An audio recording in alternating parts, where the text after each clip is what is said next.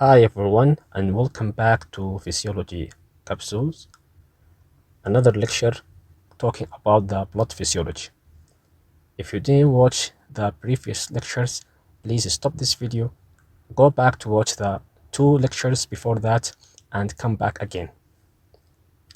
In this lecture, I will talk about the erythropoiesis, which is the formation of the red blood cells.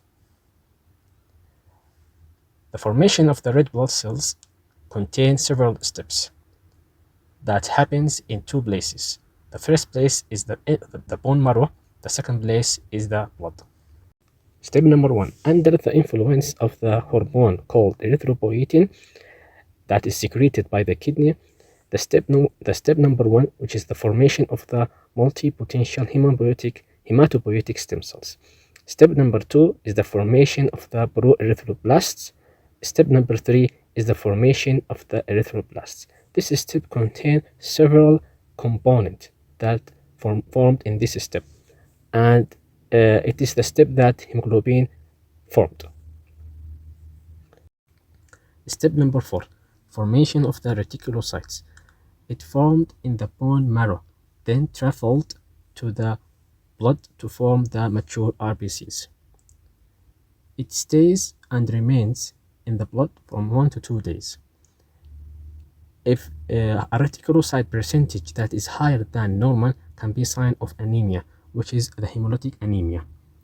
It means that if we have a hemolytic anemia, we're going to have a high percentage of reticulocytes in the CBC.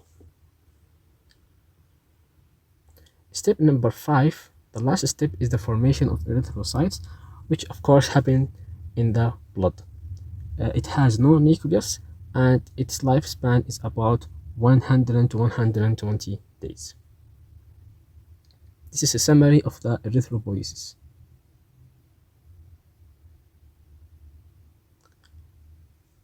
Factors that regulate the formation of the RBCs.